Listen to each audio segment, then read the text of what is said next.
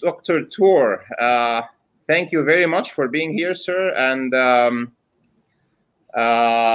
this is really exciting for me to have you. And please let me first introduce you. So to the audience, first, Salaam Alaikum, peace be upon you all. And today we have a very special guest on Finding Truth, the renowned Dr. James Tور, who is not only a scientist, but also a believer. So and he always starts his sessions with mentioning that, which is really spectacular in today's world. So welcome, Dr. Tور, to this interview, and really thank you very much for being here. Well, thank you for having me, Ahmed. It's really my pleasure. I've always had a warm welcome from friends when I've gone to the Middle East, and it's interesting in so many ways. It's freeing because I'm able to talk both about science and my love for God with Muslims much more than I can with people in the West. So when I go to the Middle East, it's in many ways it's refreshing for me because people are far more open to speaking about God. Yeah, it's a blessing that there is some parts of the world where you can still do that, isn't it? Yeah, so, we have the freedom to do it. It's just that when you do it in the West, sometimes people think you're crazy. Yeah. Oh, no. So first I have to introduce you, and I have... it's a difficult task because really your CV is huge. So I'll just give a glimpse about it. For those who don't know Dr. James Tور already, James, you're a renowned synthetic chemist. You've been named the Scientist of the Year by the R&D Magazine in 2013. You have been ranked as one of the top 10 chemists in the world over the past decade by Thomson Reuters.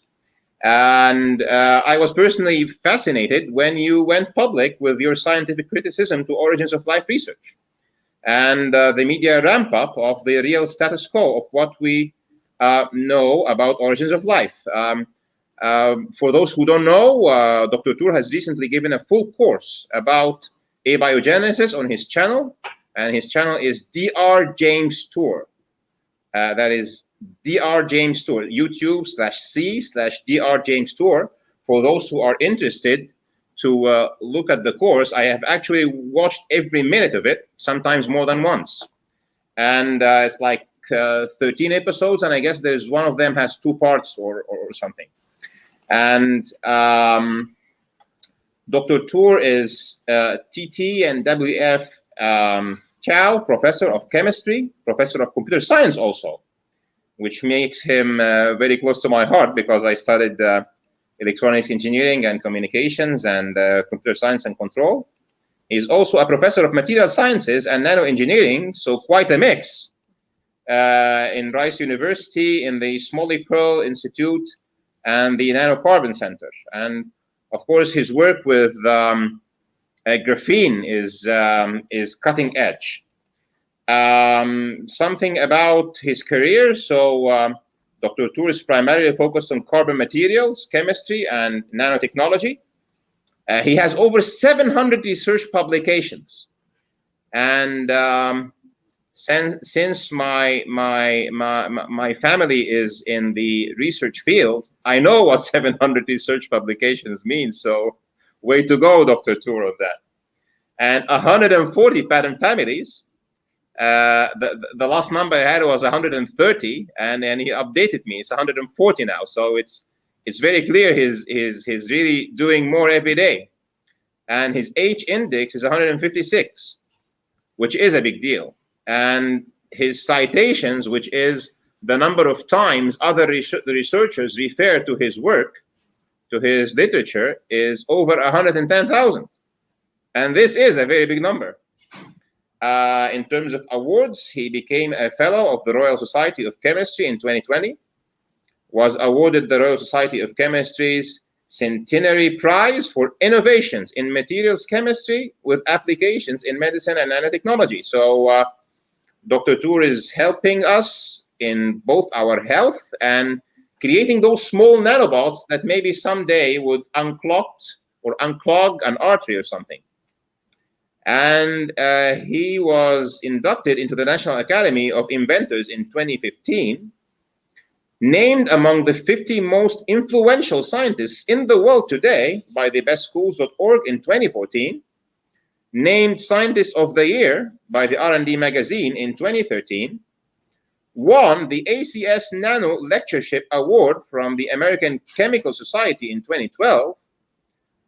He was ranked one of the top 10 chemists that we already said by Thomson Reuters in 2009, and in the same year was also made a fellow of the American Association for the Advancement of Science. And the CV goes on, so I'm going to stop here.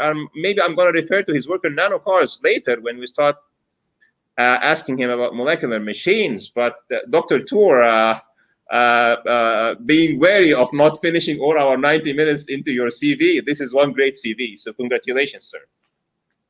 Thank you. So our discussion with Dr. Toor today will have will be around abiogenesis and some aspects of evolution that relate to chemistry. And so let's first start by this. What drew my attention to this field specifically is that, Jim, the more I look into the mainstream, there is always this proposition that unguided chance events that are random can produce everything around us.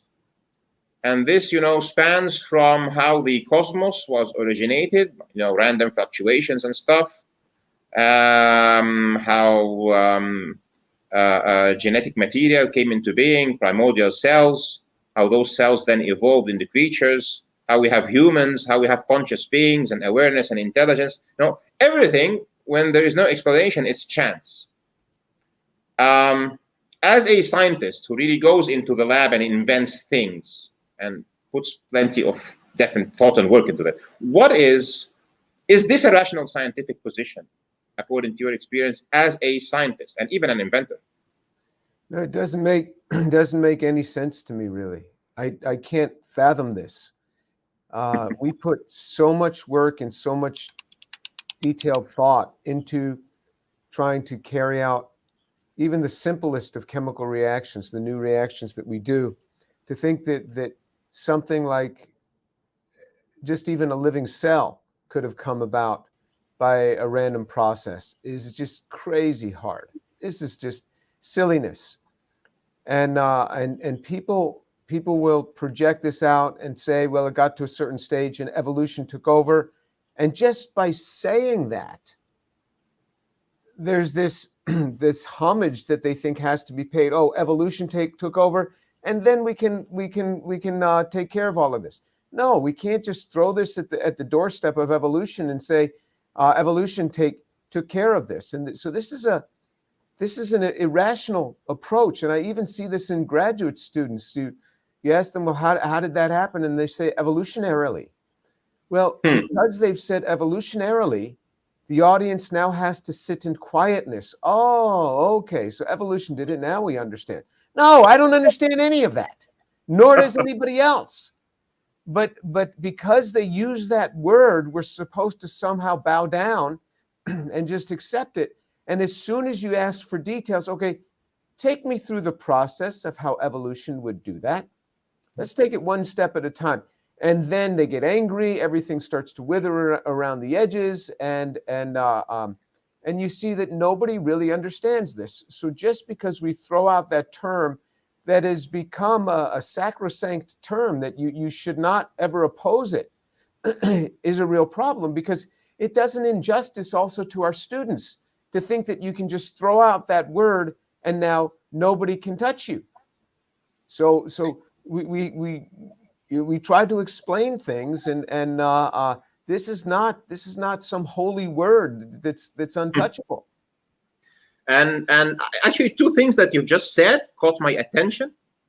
So the first one is being angry, which is something I experience every day, because due to the videos that I put out on my channel, I go into those conversations every day, tens of them.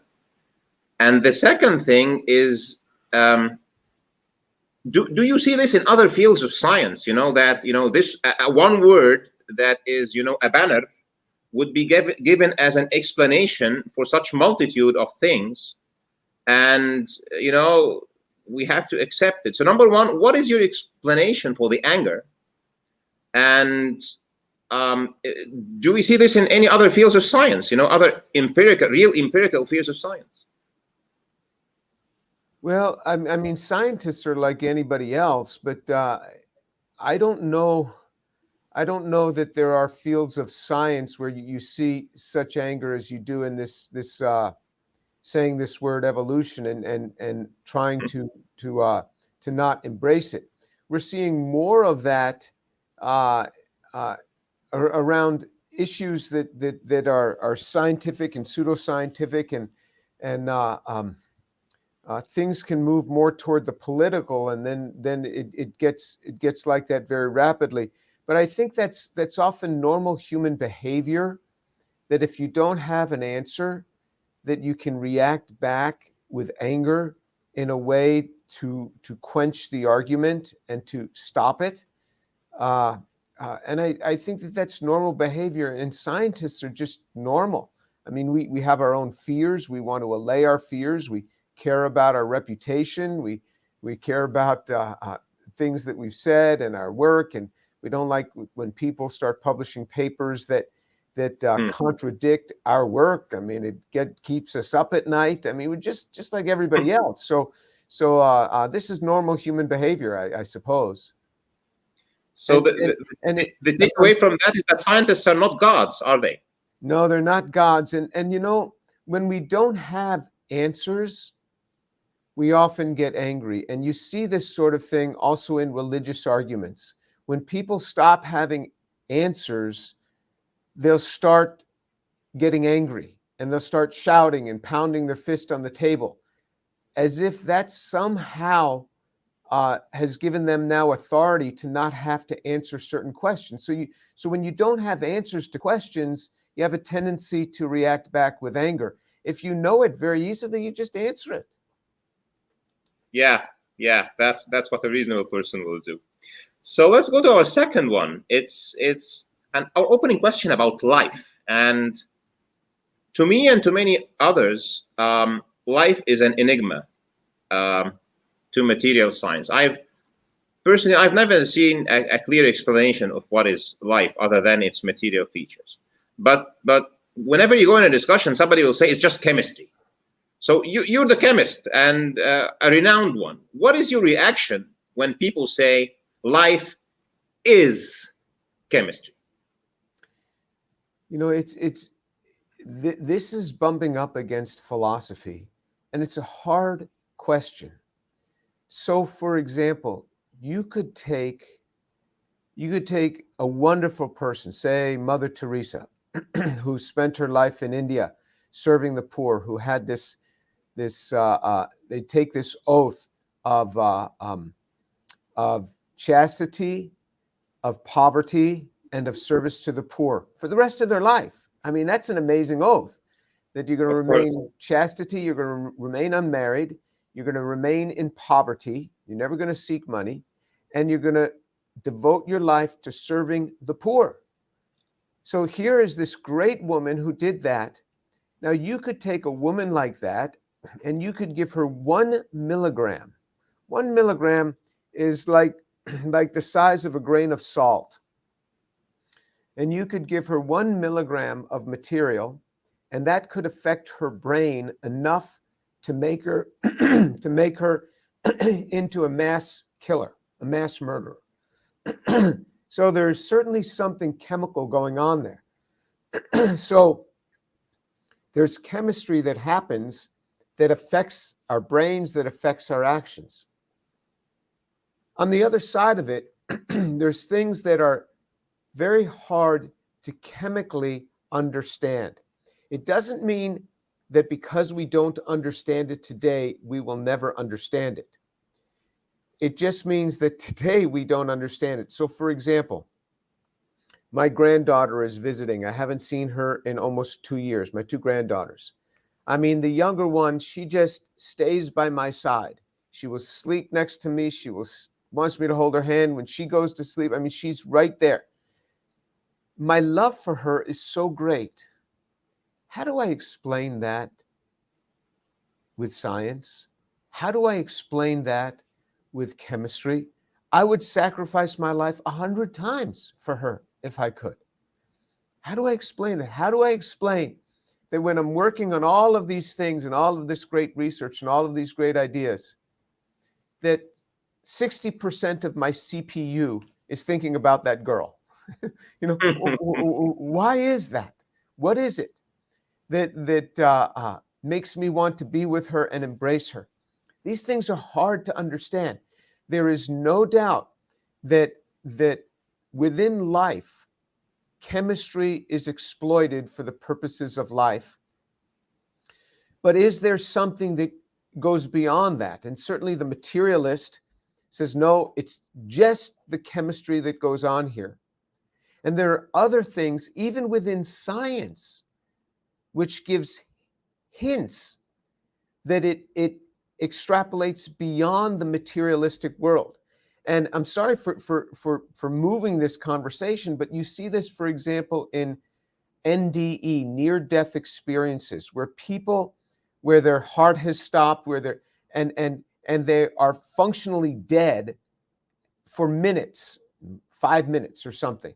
And then they come back and they describe to you things that scientifically are very hard to understand, where they describe to you that they raised up out of their bodies and they saw things that were on the tops of high counters, high cabinets in the hospital room.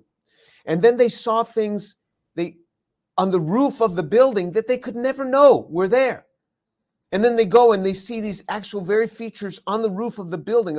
So there are things that happen even within science when you start probing these people as scientists that science is unable to understand with the materialistic world, and it has to start touching on the metaphysical.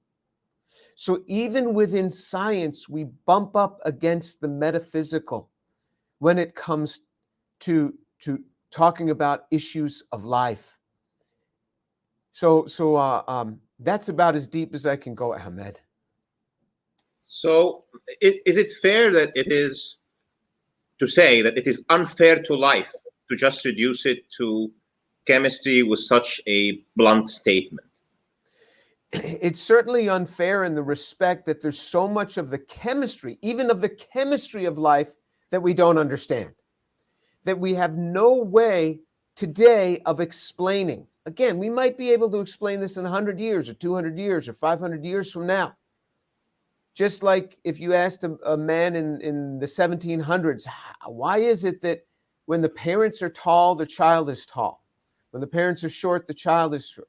And you know, they may say, well, this is God. Well, okay, well, this is God, but scientifically, how does this happen? They wouldn't know. Well, now we know that the genetic code is inscribed in the DNA, and the features, the enzymes action that's going to build the certain features is encoded from that master plan that's inherited from our parents. So we understand more today than we did 300 years ago about how this thing happened. So over time, we may not be able to understand it. It's unfair to say, well, this is just chemistry, because there's a lot of chemistry we don't understand. And it's unfair to say this is just chemistry because there are features that science does not explain for us, like the love of a man for his grandchild, or the love between a husband and their spouse, of the emptiness that's felt when one spouse dies after they've been married for 50 years, the emptiness that comes. How do you explain this chemically?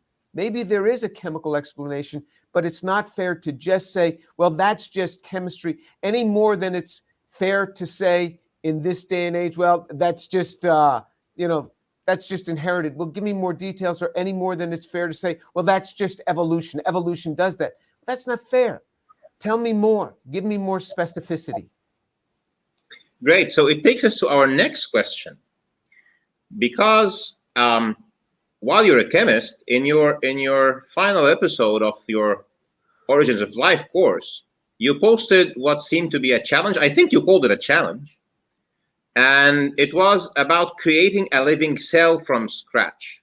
And you even extended it more, and you said, "We'll give you the material. Whatever material you want, we'll give it to you." So it's as if you take care of the chemistry and then show us how from that you can create something. In my religion, for example, in Islam, there is a challenge that looks similar to that, where God challenges people who don't believe to create a fly. He says, "Bring everybody on the face of earth and create a fly." So let me ask you, what is the significance? Why did you choose to make that the closing thing, the closing challenge of your course? Well, it's interesting with your Islamic challenge, because, you know, a fly is probably the smallest entity that the people could fathom in that day. Yeah. But a fly is exceedingly complex compared to a single cell. Yeah. And now 1,500 years later, we can't even make a cell, let alone a fly. I mean, the complexity in a fly is just fascinating, just fascinating. Even I have sat and I allow mosquitoes just to sting me, just for the joy of watching them. Because you watch this little mosquito flying, and there's this amazing coordination of flight. And their head is like the size of a pinhead, and tiny little brain, and has all this coordination, and it's able to detect that I'm viable for food. And after it stings, it draws the blood. Then immediately it emits something, another chemical that calls other mosquitoes and says, "Here's fresh food." You know, He's a prey. They call them. This is extraordinary scientifically. How do you do this? A fly. I mean, a fly is so hard to kill a fly. I mean, how do they react so quickly to be able to jump and then start flying so rapidly? So even, you know, about the mosquito, we have another verse in the Quran that says, the translation of meaning is, Allah is not embarrassed to give an example or a parable with a mosquito and what is higher than it. So the ones who believe, they will know it is the truth from their Lord, but those who don't will say, "What is this example?" And it's amazing listening to you give the example of the mosquito. It's just amazing. Yeah, and you as a believer see what is the great wisdom behind it, and others would say, maybe it's chemistry or it's evolution or something.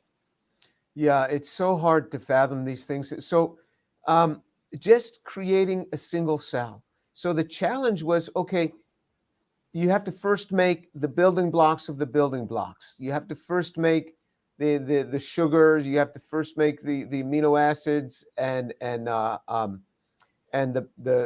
nucleotides and the lipids. So you have to first do this.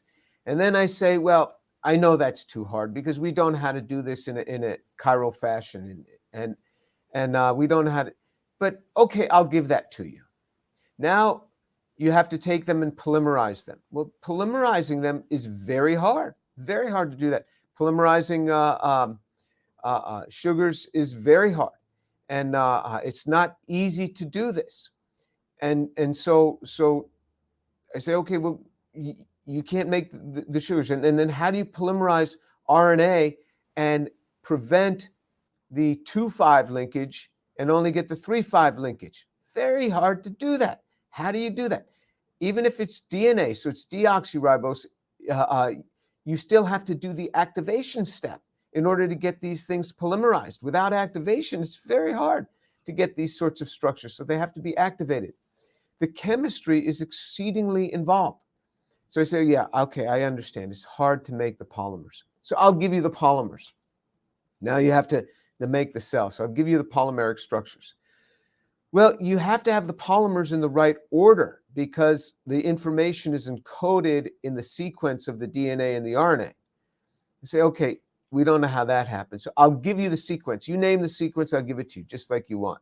Now, if I gave you all those components, could you make a cell? And you don't have to do this in a cave someplace or in the bottom of the ocean. You do this in your pristine laboratory with all the reagents you want, all the literature you want. Can you do it? And the answer is no. The answer is no. And so nobody has picked up this challenge and say, yeah, I'm going to do this because we can't do it. So I took the simplest living system that you can have is a cell.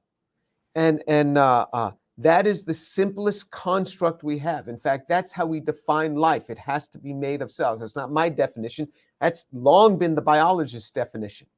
And it has to have homeostasis. It has to be able to have this metabolic functions. It has to be able to breathe. It has to be able to reproduce and have its offspring. And so it has to have all of these features to have life. And I went through and I showed all the different functions you have to have because biophysicists have reduced, theoretically, you can say, what are the functions you have to have for life? What are the functions you have to have? And you have to have so many different pieces that you have to have at least 200 protein coding genes. And even with that, you'd have to have all the exogenous amino acids coming in. Where do you get this? I mean, it's so hard to fathom. So no, nobody would pick up that challenge because as of today, it can't be done. Now, again, I can't say that it will never be done. I don't know where we will be in 500 or 1,000 years from now. All I know is that it can't be done today, and it is harder. It is going to be harder to think about how to do it next year than it is this year because the target's moving further away. Actually, this is my exact next question. Okay. So it is, what do you mean when you say that the more time passes, the matter of creating life becomes more difficult? Right. So, I mean, aren't there enough complexity that we have already discovered? Do you expect that there is much more complexity that we don't even know about to the extent that we're just at the crust of this? Yeah, I mean, what happens is the more we learn about a cell, the harder it gets to think about making one. So 100 years ago, a cell was just a bunch of protoplasm in this cell. Well, now we know a cell is a factory. There's so much going on in there. And every year we learn more about the complexity of a cell. And each of these features that we're going to talk about today, I mean, it's hugely complex. So we will know more about the complexity of a cell 5 years from now than we know today. There are many things that we know about a cell now that we didn't know 5 years ago. That's the beautiful thing about research. You turn over one stone and you find 5 other mysteries. And so what happens is the target, the challenge to make a cell is here. And now in 5 years from now, it's out here. So the target gets further and further away. So we say the goalposts have been moved. So you know, in Egypt you play a lot of soccer, and you know, say you move the goalposts another 100 meters away, and it becomes harder to score a goal. And so you keep moving the goalposts further away faster than you're approaching it. So the goalpost is moving away faster than you're approaching it. That means that the target becomes harder. So actually, the target is further away each year because we go, whoa, I didn't know a cell was that complex. So long before we ever get to your challenge of a fly, we've got to make a single cell. And we have no idea how that's done. And then building the whole system of a fly, I mean, forget it. In one discussion I was having with an evolutionary biologist, I just had it, so I said, okay, create a fly. And it was also with a science explainer, and I got this peculiar answer that I will take your opinion about it before we go to abiogenesis. He said, well, nobody is picking the challenge of creating a fly because nobody cares to create a fly. And it just shocked me because I know that there are so many scientists and engineers working on trying to create bots like flies and mosquitoes. Is this the case, or I'm imagining it? Well, if you could create a living cell, you'd win a Nobel Prize. So why somebody would say nobody cares about that? Just to make one cell, you'd win a Nobel Prize. I mean, like immediately. I mean, this is so big of a discovery. Now, to be able to make something as complex as a fly is just so unfathomably hard. What scientists do is they just think about this, and you have to understand. We make drones, and you can make little drones, and they can fly around. Well, what is that drone made out of? Made out of plastic. It's made out of composite. It's made out of silicon. Little patterned wires.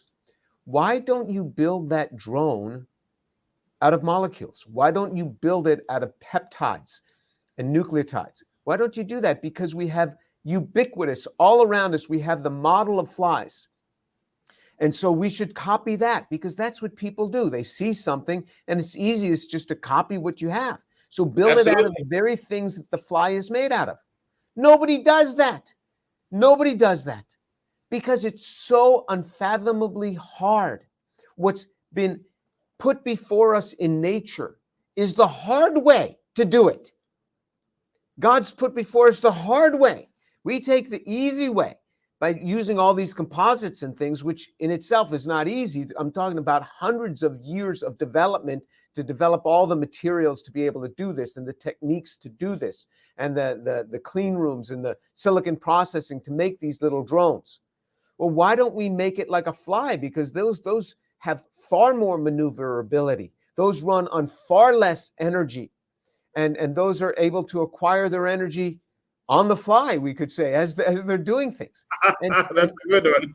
And so why do we do this? Because we are so without knowledge on how to do this out of the raw chemicals that are there in nature. We don't know how to do it. So we try to mimic it with something else. So I don't know why anybody would say that, but I disagree with your friend that nobody cares to make a fly. Oh boy, that'd be just, I mean, you'd be so famous. You'd be so famous. You'd be on every talk show, everything, if you could do that. And you'd be very wealthy too.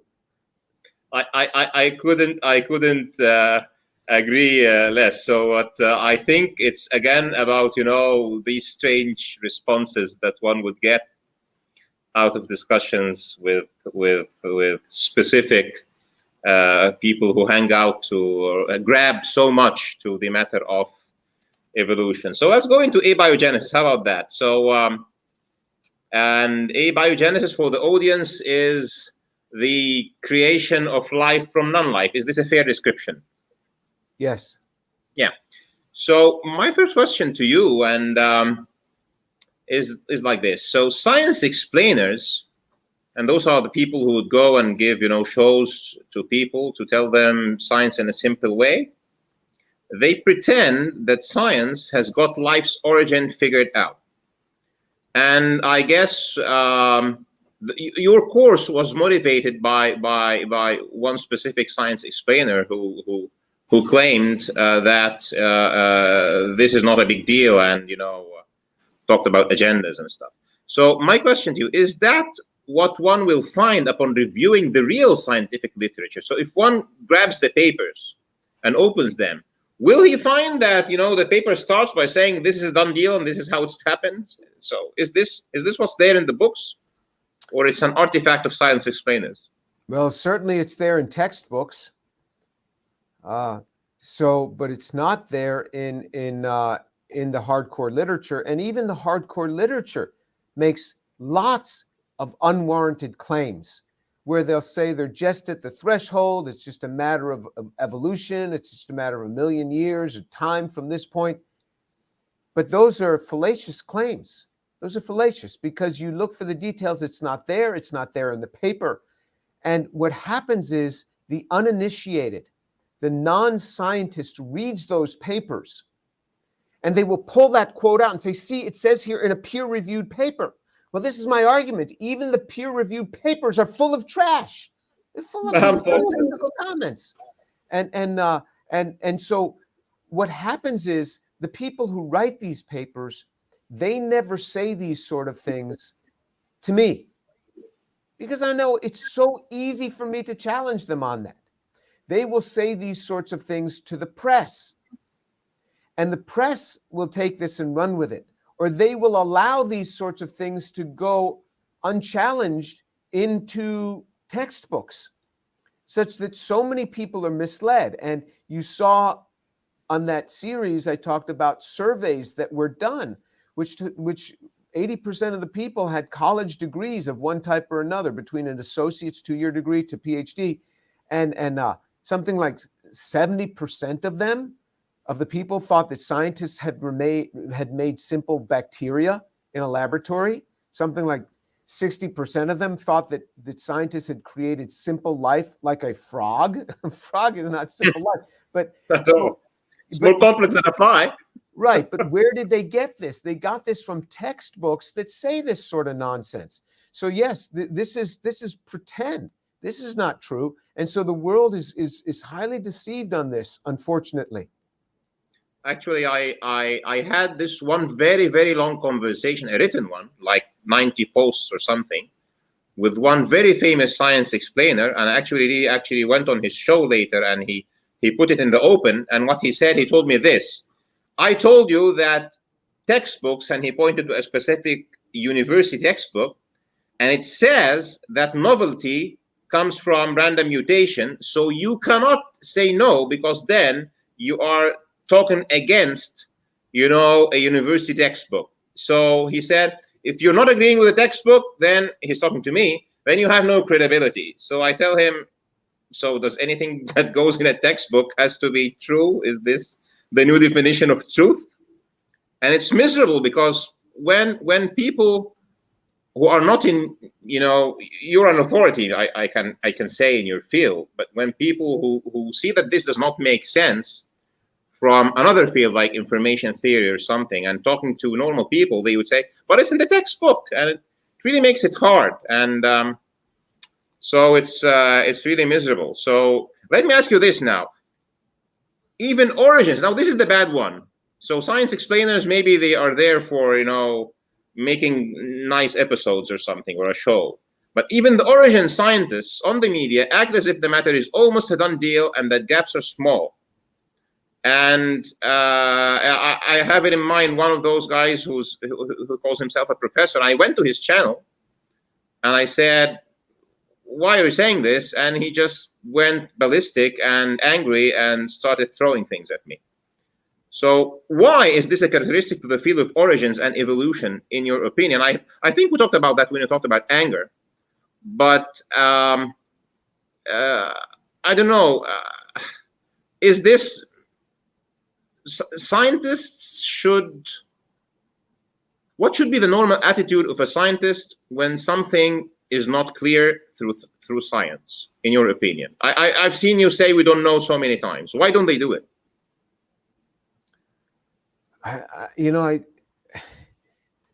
Scientists want to get... I don't know why people are pushing this as if they really know it. I can see how the non-scientists, like the people who say that they're professors and they have YouTube channels, I can see how they would not know. They just don't understand. They read something in a paper that says, the origins of chirality are solved. We have so many ways to get at this, and then they accept it, without looking at the details that this isn't solved at all. So if they just read the papers, they're deceived. So in some ways, they're the victim. They're a victim. They're victim of this type of writing in these papers. It really harkens back to the scientist. And so the responsibility is actually with them. This has to be deposited right at their feet. Why are they coming with this and saying that we've got this thing figured out, here's a way it happens, when they see the difficulties and they understand what I'm talking about? They understand the difficulties of the things that I am putting forward. You see that no scientists have come out and taken that challenge that I put forward.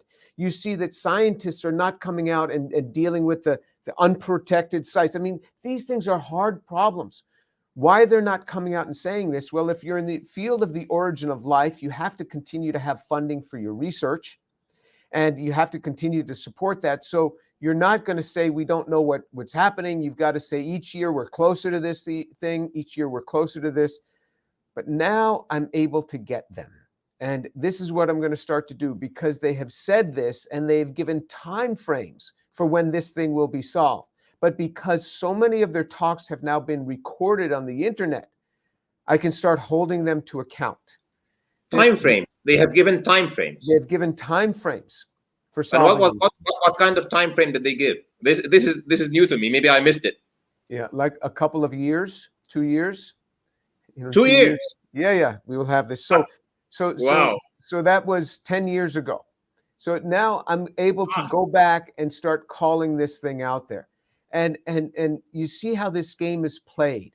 You keep saying we're close, we're solving this problem, and you keep getting support, you keep getting funding for it. Now, it's not like origin of life is a highly funded field. It's not. It is a boutique of a field.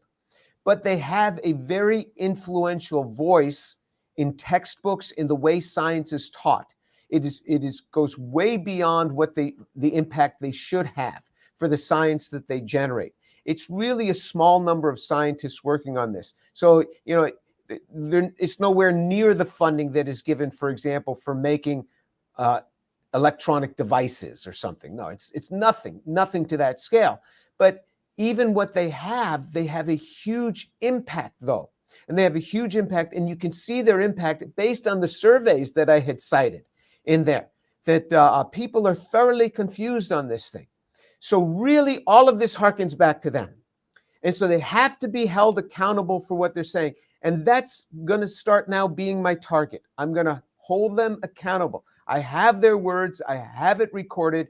And now we're going to start going after, because they've got to be careful what they say, because it's these YouTubers are, in a sense, the victims, because they take their words and they run with it. The poor press is clueless. These people in the press are absolutely clueless. They got their degrees in journalism, so it means that they're very good writers. But they don't know how to assess the science. So they hear scientists and they write articles. And very often, I know this because I talk to the press a lot, I would say 80% of the time, I am given the opportunity to vet the article before it appears. And I could say, no, you've extrapolated this too much. Let's back off on this. Because the press loves to ramp things up, because that's their business. If you can embellish something, that'd be great. It's up to the scientists to pull back on the reins and to say, slow down here. We really can't say this. We can't go in this direction. Maybe they don't slow down. Maybe they let them just go, because I've seen some of them come into YouTube channels, and amazingly they say some, very long shots, But that will not go unchallenged. Yeah. So it's music to my ears. That will be the next target. I'm really, this is really music to my ears to hear that you'll be doing this, because once I had this other, debate with a science explainer, and he said at the end, Ahmad, you're giving me opinion. I'm referring to papers. And all while I have is peer-reviewed papers. If this is what they say, this is what I say. And right. I say, okay. But they don't have, the poor folks don't have the ability to assess the peer-reviewed paper. As you saw in my talk, in that I said, here is what they say, but here are the results from their paper. And I would go right back to the experimental sections, the supplementary information, and look at their own data and say, here's what their own data shows, how they made this extrapolation. So people will look at a peer-reviewed paper and grab one sentence without looking at the data itself, because the data is highly embellished. Now, look, as a scientist, I know how this game is played. I know how this is done. And so I realize, these things take place because you want to project your science.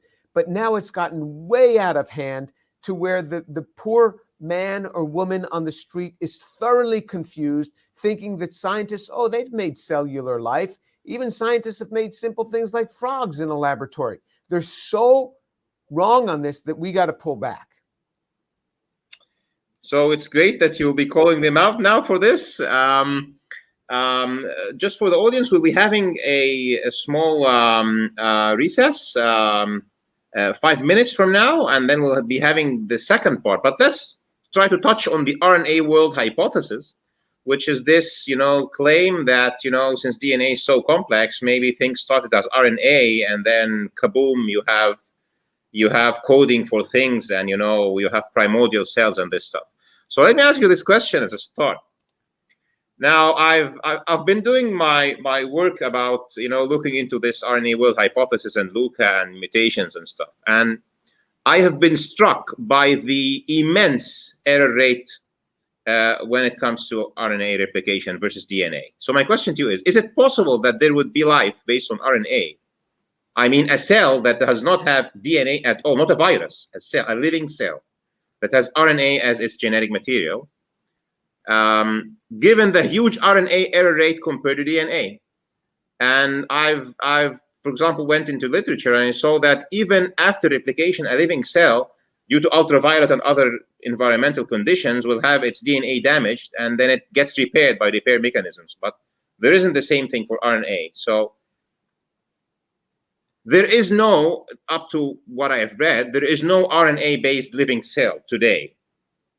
So how come somebody would speculate that there were RNA-based living things at some point of time? As a chemist, do you think there can be a stable living cell that has no DNA whatsoever and only has RNA as its basic material, genetics? Is this possible? Did you see it?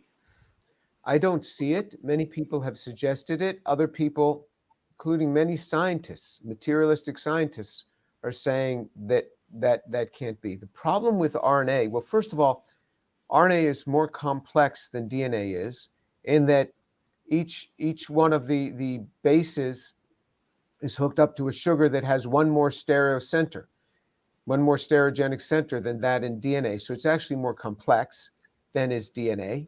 RNA is. It's not simpler, it's more complex.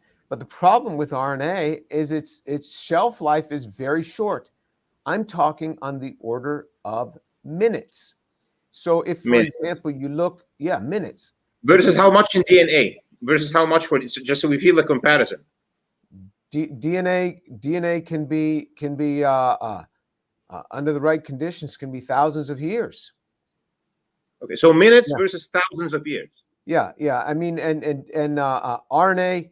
Now, if you take both in an aqueous system, DNA is many orders of magnitude more stable than is RNA, because RNA will self-decompose.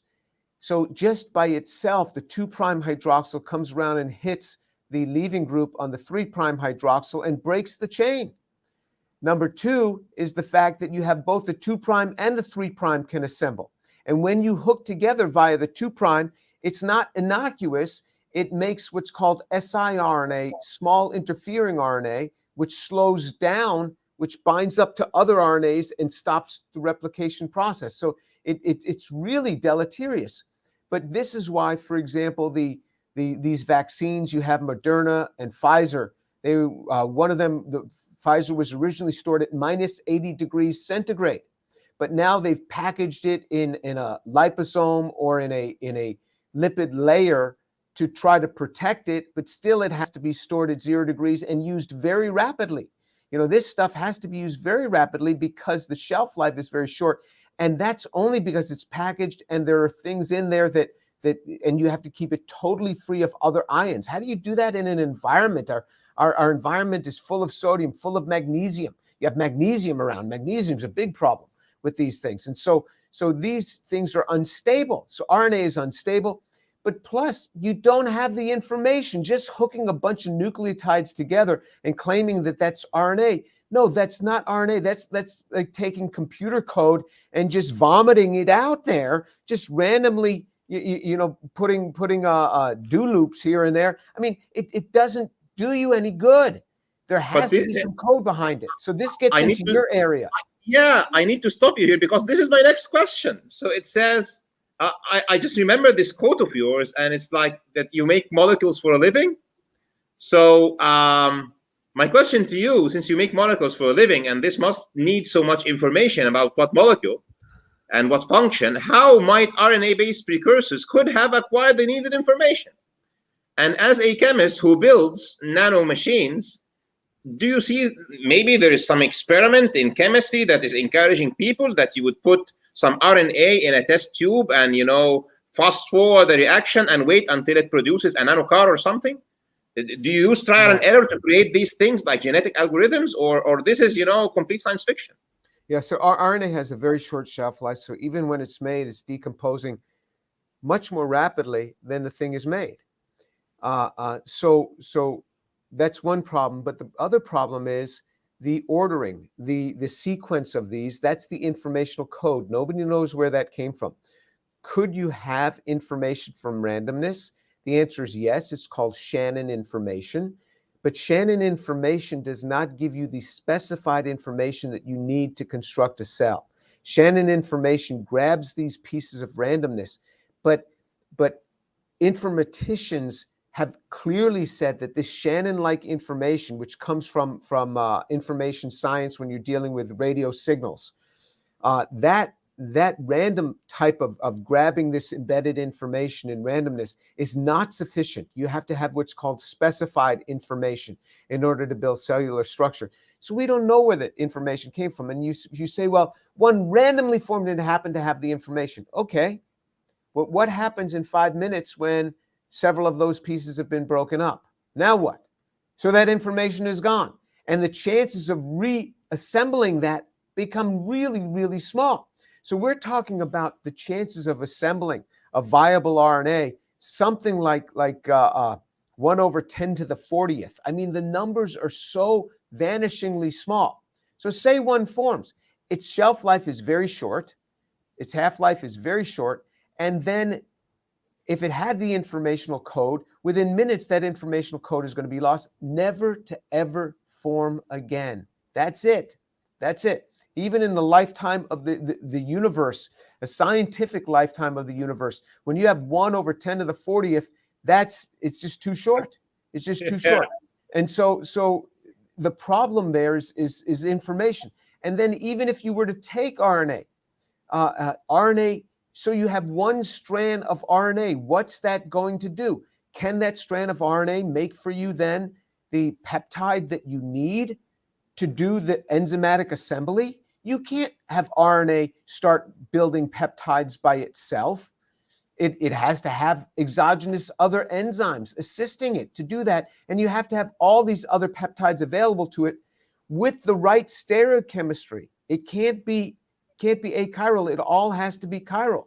And you can't do these chemical assemblies just like that. I mean, you have to have enzymes that help you to do this. So all of this is a real problem. So let's say, number one, it has no objective function, so it doesn't know what it wants to create. And number two, even if it creates something, it doesn't have memory, so it loses it so fast to the extent it starts from scratch. And since it doesn't know what it's going to create, so it has no direction. So only somebody who is really not throwing long shots, but super long shots would think of this. Would you agree to this statement? Yeah, I'd agree in the sense that there is no end game here. Molecules, as I've often said, do not care about life. They're not moving toward life. Molecules have never been known to move toward life. Organisms, living organisms move toward life. Molecules do not move toward life. They actually move away from life. They move to a far more disordered state. And so this is not what molecules move toward. Just the simple self-assemblies that you get, the self-assemble monolayer, those are regular patterns, A, B, A, B, A, B. They're not the non-regular patterns that you need to create life. If you deal in systems, I mean, you can't build any complexity through regular patterns of A, or A, B, A, B. You have to have non-regular patterns. We have non-regular patterns within our DNA. that give us this complexity of life. You can't build this complexity just with regular patterns that you would get from a thermodynamic self-assembly. That's great. We'll have a short break now. Welcome back, Dr. Toor. And okay, so we go ahead with this. So first, thanks a lot for the first part. We talked about general aspects of how the mainstream is addressing chance being the innovator life, and the significance of the challenge that you've posted for origin scientists to create a living cell, and why the more the time passes, the more it gets even harder. We talked about abiogenesis, how science explainers talk about it as if it's a done deal, and how sadly even some scientists talk about it as if it's a done deal. We talked about RNA World Hypothesis and how it is not reasonable to postulate that RNA just came around, assembled itself, and even with information that is meaningful, and made itself into the information-bearing molecule of life. And now we talk about something that might be very close to your heart, which is molecular machines, because for those who do not know, Dr. Toor is quite renowned in his work with molecular machines, specifically nanocars. And maybe Dr. Toor will tell us what a nanocar is, but he has he got the Honda Innovation Award for nanocars in 2005, the NSF Presidential Young Investigator Award, that was quite earlier in 1990. So he's been into innovation for quite long, and he has also in 2005 Toor's journal article, Directional Control in Thermally Driven Single Molecule Nanocars. Single molecule nanocars. So one molecule that behaves like a car, he's gonna explain this to us, was ranked the most accessed journal article by the American Chemical Society. So Dr. Toor, you know plenty about molecular machines. Can you tell us what's a nanocar, just to start with? Sure. A nanocar is a single molecule car. We put in it four wheels and fully rotating axles. It has a chassis, and it can roll across a surface. They're so small we can park about 50,000 of them across the diameter of a human hair, just across the 50,000. Yeah.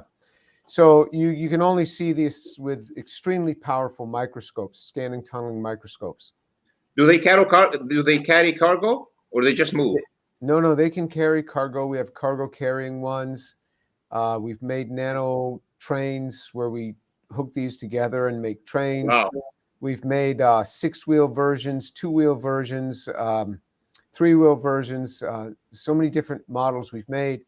And in fact, in 2017, we won the first international nanocar race, which was held in France. And we designed the car, built the car, and then it was driven by one of my colleagues from University of Graz in Austria. How do you drive them? You use the electric field gradient of a scanning tunneling microscope tip. And we had to go 150 nanometers around one pylon, another pylon, and then through some posts, some end posts there. And so you need to navigate it. Right. And we completed the race in 1.5 hours. And the next group behind us was the Swiss team, and they came in 5 hours behind us. And none of the other international teams was able to finish the race in 30 hours. So we really excelled them all in that. And then the next nanocar race, it should have been last year, but due to COVID, hopefully it'll be next year, again in France. And but we published a paper right after the race on how to build and how to race a fast nano car, because there's two things. You have to build it right, and you have to race it in the right way.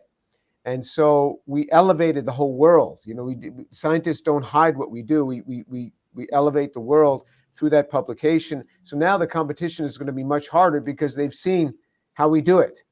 And so it's just going to be more competitive now.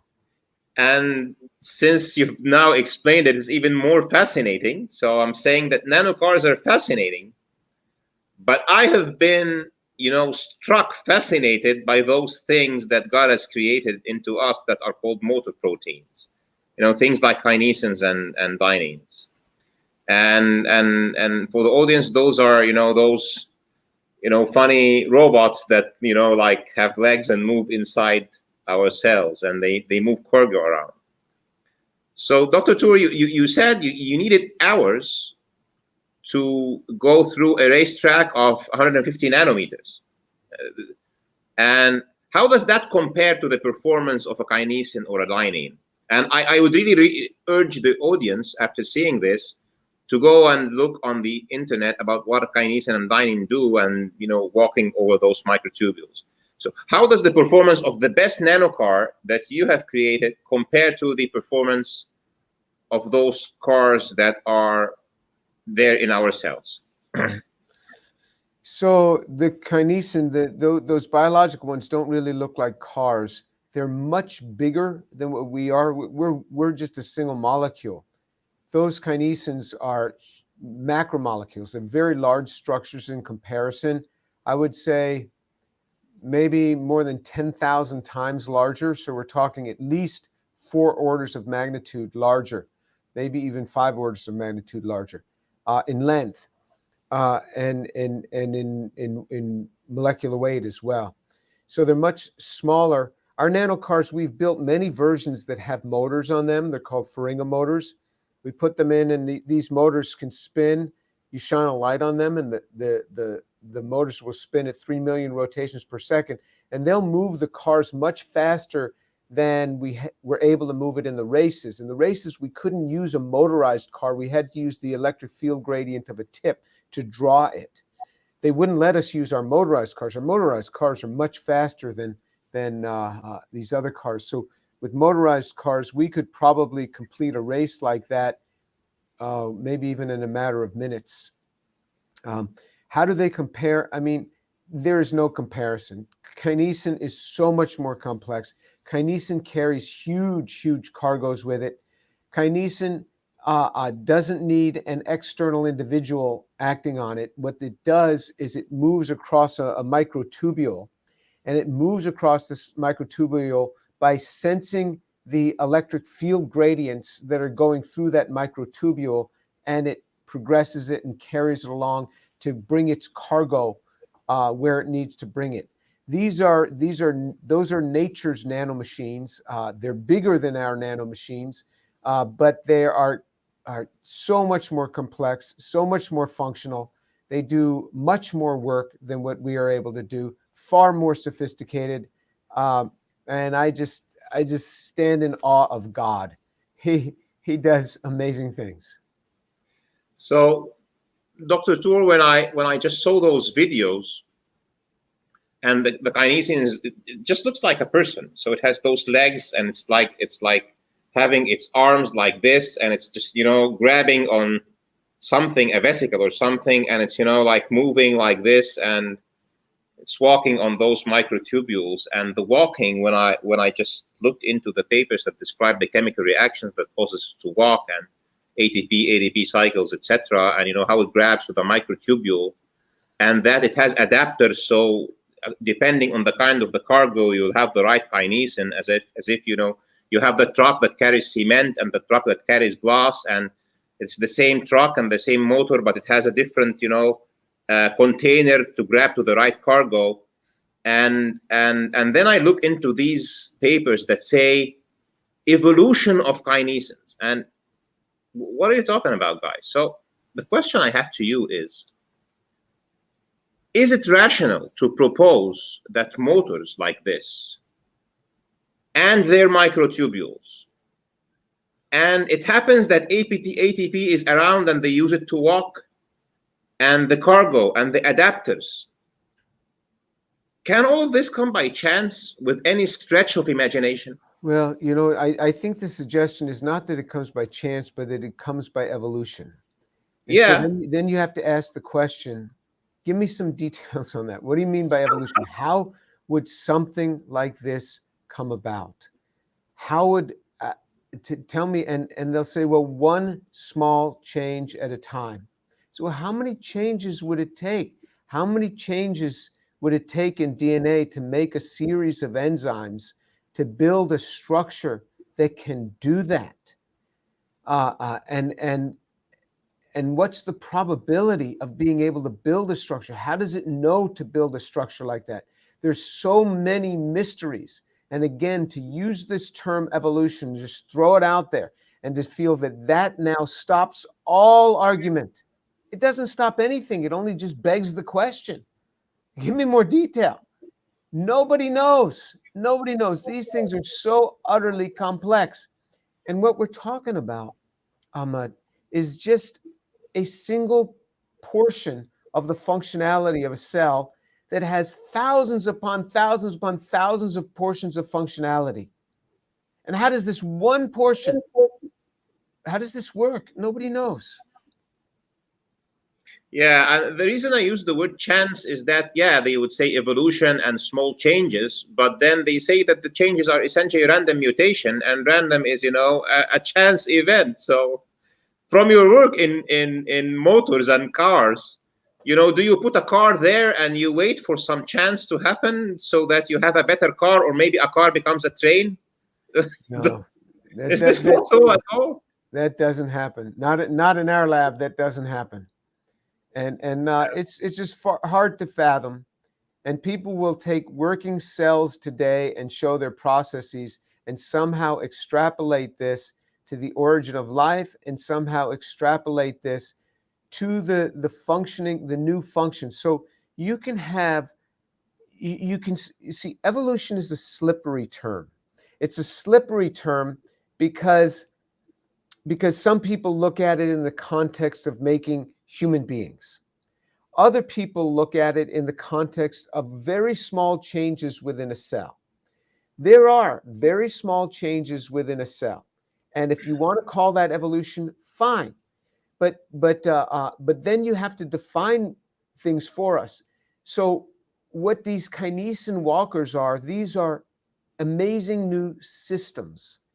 We don't have examples of evolution of a new system, of a kinesin walker from something that wasn't a kinesin walker. We don't have examples of that. We don't have examples of systems changing. We have examples within a cell of small changes occurring within an organism. Small changes, but never a system level change. And this is what I'm talking about.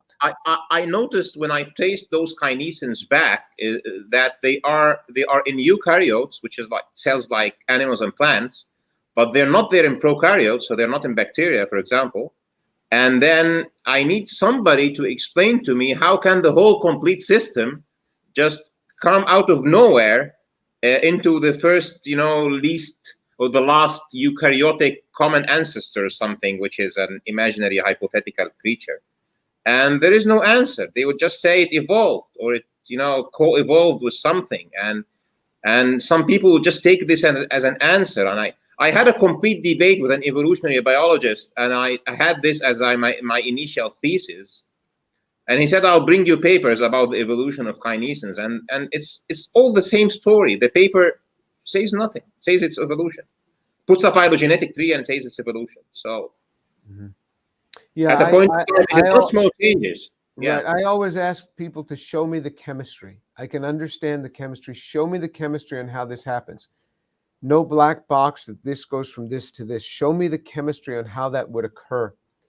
And the explanations go away. The papers don't show the chemistry and how this thing can occur. Because the only thing they can say chemically is that you got a point mutation in DNA, and then you got another point mutation, and another point mutation. And how many point mutations are you going to need to change one system into another? And what's the probability of something like that happening without breaking the whole system, the original system, if you're going through all of these point mutations? That's the problem. It's really getting back to the heart of the chemistry of it. So in your opinion, is the age of the Earth, for example, enough for some randomly duplicated strand of DNA to be mutated point by point into a kinesin? Do we have enough? Yeah, it's not a matter of opinion. This has all been calculated. So if you take the universe, if you take the scientist number of the universe, 14 billion years, if you take the scientist number of the age of the Earth at 4 billion years, is that enough? And the calculations themselves say it's not enough to do all of this that would have to take place. So when you look at the improbability of all of these things happening, if you take those numbers that the scientists themselves give, the mathematics is going to lose. The mathematics wins over the evolutionary process. That wins all the time. The mathematics says no, evolution says yes. So that's the problem of what we're dealing with here. I don't use the mathematical argument because others have used that. Mathematicians have shown the real trouble with evolutionary suggestions. That's been shown for a long time, but for some reason they say that mathematicians just don't understand. So that's why I'm using my expertise, which is the chemistry, to say the chemistry is just not there either. So let's go back to the chemistry. You mentioned you needed so many enzymes to create those creatures that walk all over the place in the cells. So my question to you is about enzymes and proteins now. Now, first, just for people to understand, can we have biochemistry without enzymes? No. We can. No, if you just put some we're talking, they wouldn't work. Yeah. Life as we know it, no. If you want to say life is something else, fine. If you want to say a drone is life, silicon is life, fine. But as we know it, no. You've got to have enzymes. That's one of the critical components. That's like saying, can you have a car without wheels? I mean, it's a critical component. And is it true that the majority of enzymes are proteins, and that we need the enzymes to create the proteins while the enzymes themselves are proteins? Is this a true statement? Yes. Yeah. So I've made this. I'm sure I'm not the first one to make it. That there is a paradox there, because you cannot produce a protein from a genetic material without an enzyme like a ribosome. And they just completely neglect that the ribosome has other things other than the ribozyme. It has many proteins there, like 80 or something, from 50 to 80 or something. And they say it's RNA, and then you can. But when you look to the papers, you find that enzymes are mainly proteins, and that they manufacture proteins. So which one comes first? How do we solve this? Right. The RNA, people will say you have a ribozyme, so the RNA itself can be an enzyme. But we have no demonstrated example of the ribozyme functioning without associated proteins. And you need to have the RNA to make the proteins. And so it's just a very difficult problem to think about how this came about. That's why I say we're clueless. So if the second part of the question, Mike, is speculating that RNA was doing the enzyme's role rational, given what we know today? Well, RNA, like I said, people will say that RNA can act as an enzyme, meaning that it can be a catalyst for other reactions. But it doesn't act as a catalyst without associated enzymes. So, and even if it could act as a catalyst, it's not going to be around very long. And once it breaks, and the chances of making that again are very small. People will say that RNA duplicates itself. It's only been known in primed and human-designed RNA to be very special in its design. So it's primed and ready to go. It can only duplicate 10% of itself, generally less than 10% of itself. So that's not a duplication. So this whole idea, well, RNA, once you have it, it starts duplicating itself. No, it doesn't. It might duplicate 10% of itself in the best of cases, but that doesn't do any good. And that 10% is not sufficiently long enough to act as a new duplication template. Is it correct to say that when somebody just says a blunt statement like RNA can, autocatalytically replicate itself, that this is a dishonest statement? Yeah, I don't know that they're dishonest, but they're uninformed. Okay, but if the person who is saying that is, supposedly informed, if he is posing as an expert in the field, how would you describe such a statement? Is it deceiving to the audience? Well, it's certainly misleading to the audience. I mean, if someone called him on it or called her on it, I would expect them to clarify that even in the best of cases, only 10% has replicated itself, and that we have no example of the RNA acting as an enzyme carrying out these sorts of functions without associated without associated proteins. I would expect them to say that. So let's take it this one step forward, because I came to know that proteins, just if you have this peptide chain, it wouldn't be enough. They need to fold and have this 3D structure that has the real properties, and that this protein folding process is such a big deal, and that the folding process itself involves enzymes. So I'm thinking like this: if by a stretch of imagination, I accept that one protein that is beneficial has been created through a random mutation or a series of random mutations, is it rational that we expect that even the enzymes and the other, goes into, whatever, Golgi apparatus or something, to fold it properly, and it will find the right enzymes that will continue the process? Or if it's just a beneficial protein, it will automatically find the proper folding mechanisms. Does this come for free? Is this a free lunch? Or it needs a complete system design? As a chemist, what's your comment on that? Well, certainly we know today that many enzymes do not fold properly into an active state without chaperones. And those chaperones are other enzymes which help them to fold into the structure they need folding. So there's a paradox there within the field of biology about how these proteins folded. And so there's a lot of study. Protein folding is a big field of study, and how you can get these proteins to fold. There are some proteins that don't particularly need chaperones, that they can go into lipids and fold properly. So some proteins need other proteins to help them fold. Other proteins other enzymes don't need that sort of assistance. It just depends on the ones that are there. But in order to get them to fold right, it does have to have the backbone sequence to be right. And if you get that backbone sequence wrong, I mean, things start getting mixed up. And especially things that are somewhat near the active site or things that are key to help it to fold. So there's a real problem. It's not just the how it's going to fold. It's how you got those specific amino acids to hook together into the chain originally. Very hard to fathom how that is done.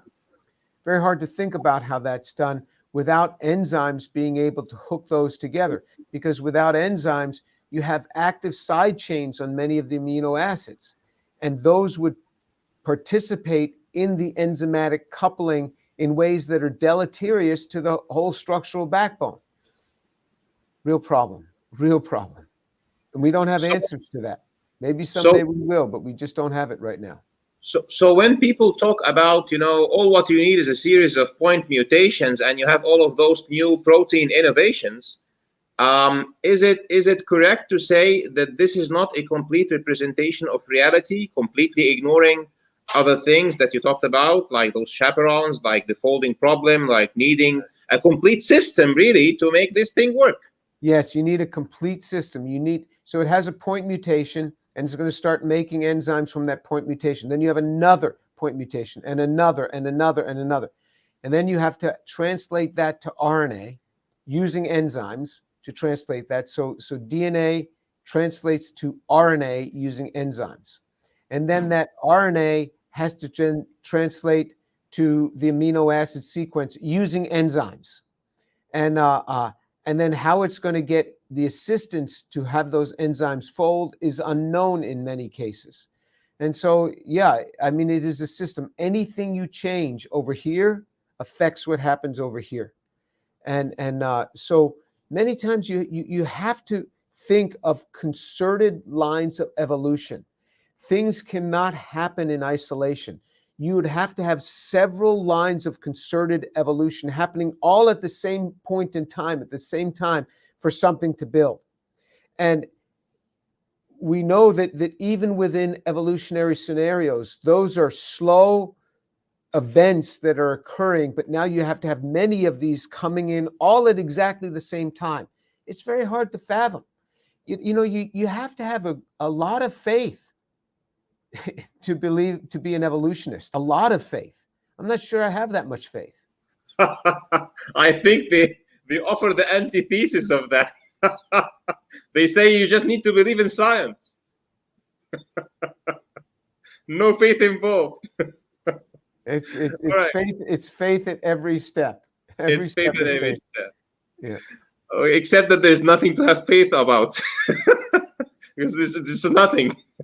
So anyway, so I'm just worried about time. I wanted to ask you about cell membranes and the proteins there, but I will maybe we'll have another discussion about that. But let me ask you this: some are giving up on the RNA World Hypothesis. So this one was about if cell membranes needed proteins, and where would those come from? And since you need them for the membrane, then you need the proteins in the membrane, and the proteins need the DNA, and then you need the enzymes, and then if you don't have the membrane at the beginning, you don't have a cell. So it's a paradox. So in a nutshell, would you agree that this is a paradox on its own, that you need proteins in the membrane and you cannot have a cell without the membrane? And absolutely.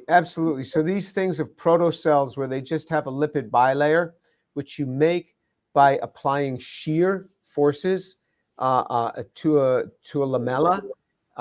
It's not how soap works. Soap does not have a bilayer membrane. Soap has the hydrophilic things on the outside, hydrophobic ones on the inside.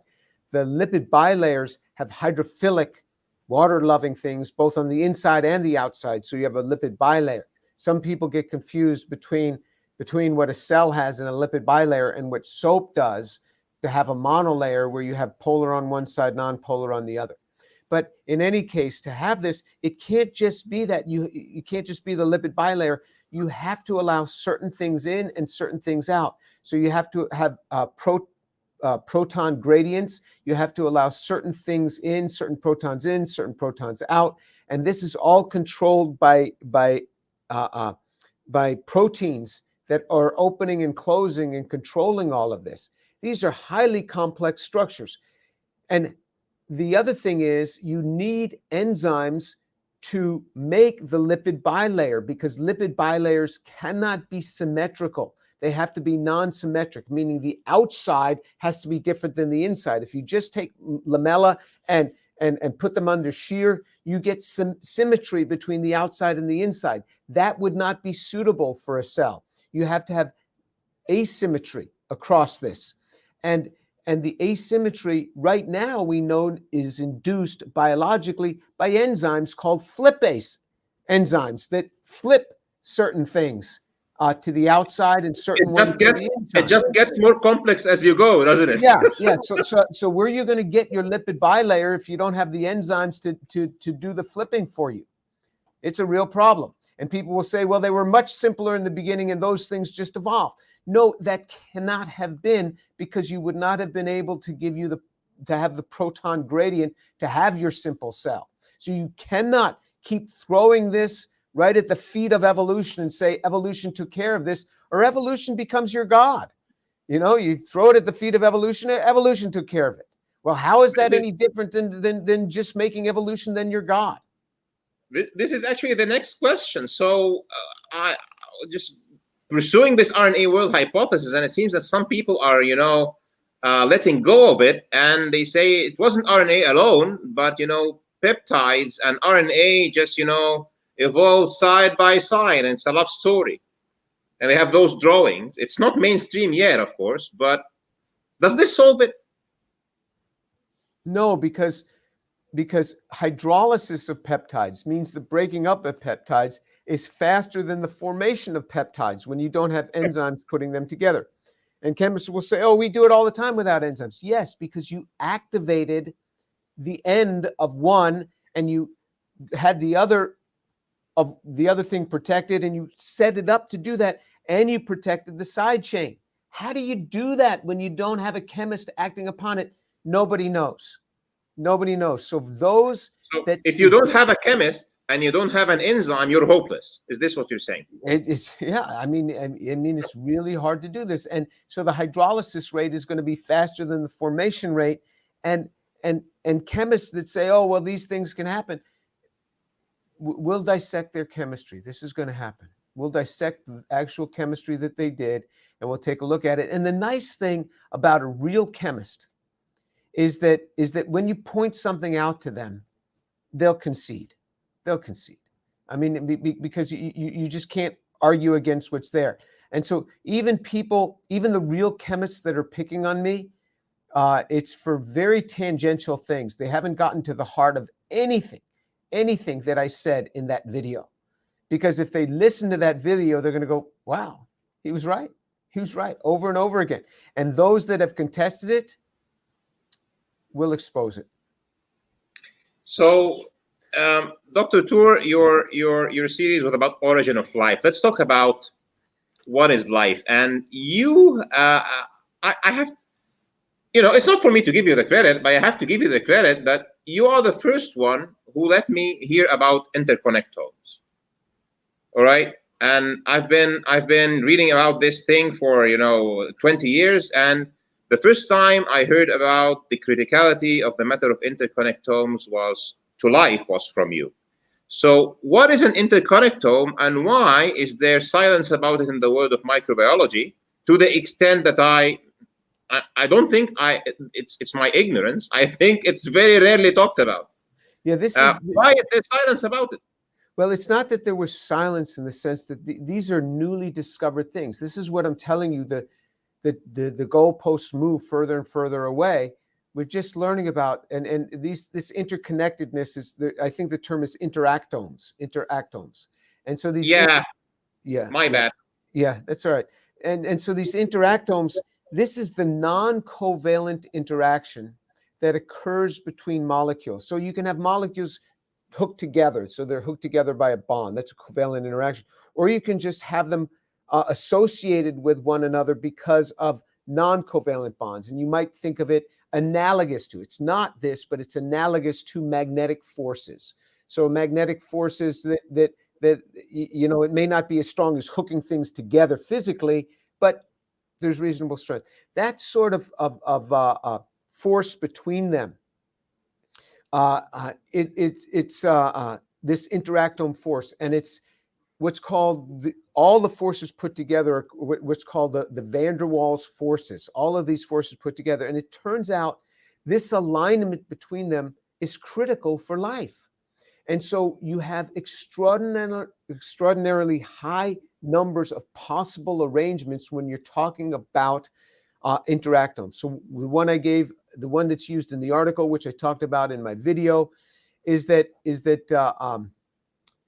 there are the chances of getting the proper interactome that you would need just in a single yeast cell, which is a very simple cell, just thinking of the protein-protein interactions, not protein, DNA, protein, RNA, just protein-protein, is 1 in 10 to the 79 billion.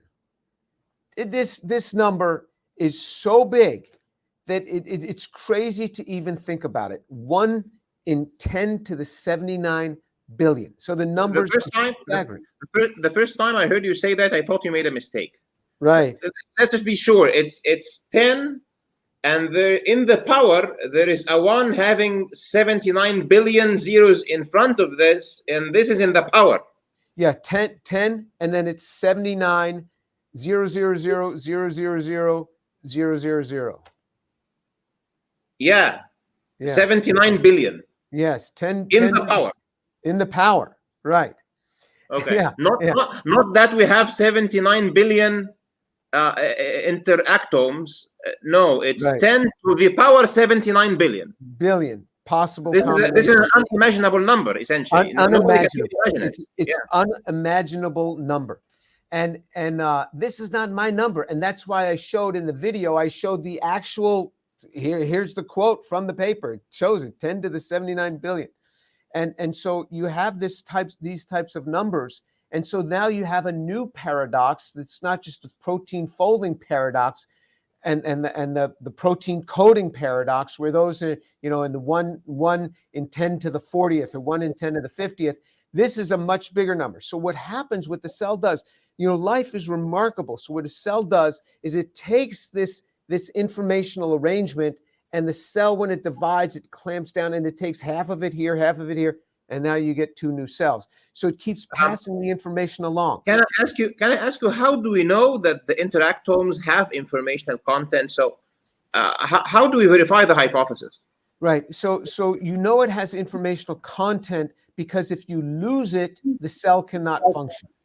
All right, the cell stops functioning. So when you lose structural water, these are held together by hydrogen bonds, for example. You lose structural water, you can never rehydrate a cell once you've lost the structural water to a cell. So this is a testable hypothesis. This is testable, and the other thing about it is through these non-covalent interactions that electrostatic potentials transfer.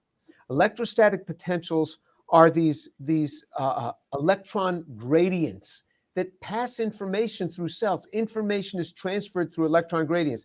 And the reason we know things about this is you can have, say, a DNA strand, and we suspected this. Now, a DNA strand is covalently linked, but the idea was, how is this an enzyme here on DNA, hundreds of angstroms away, know that there's a break in the DNA or damage down there, such that the enzyme starts moving down there.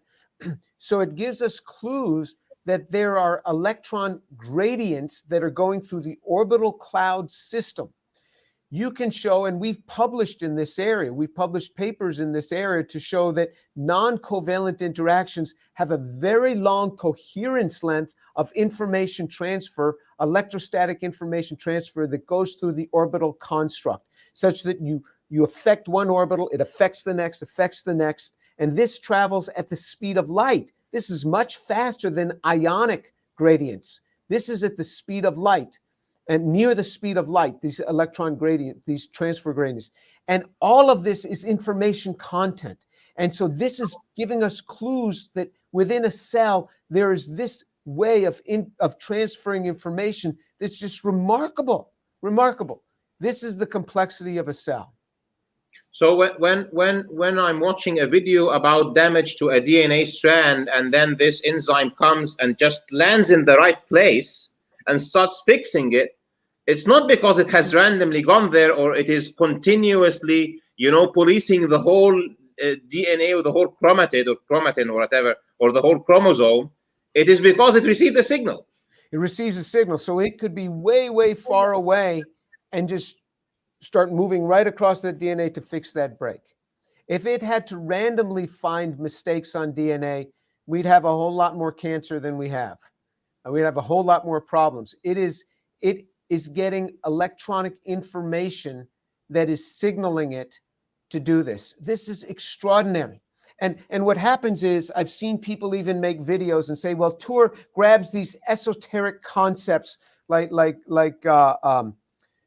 chiral-induced spin selectivity. And so because they say it's esoteric, it now doesn't have to be addressed. No, this has to be addressed. This is what I'm talking about. Most biologists have never even heard of interactomes. Most biologists have never even heard of chiral-induced spin selectivity. What I'm bringing to light here is the complexity of the chemistry of the new things we're learning before the biologists even start talking about it. And YouTubers will say, oh, well, that's just esoteric, so somehow it doesn't have to be addressed. No, it has to be addressed. This is what I'm saying. The complexity is getting harder all the time.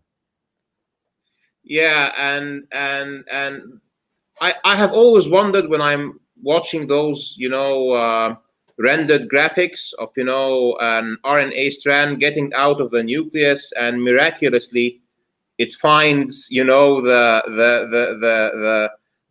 the ribosomes, and miraculously then the protein finds another enzyme to fold it, and then miraculously it finds a kinesin or something to move it around.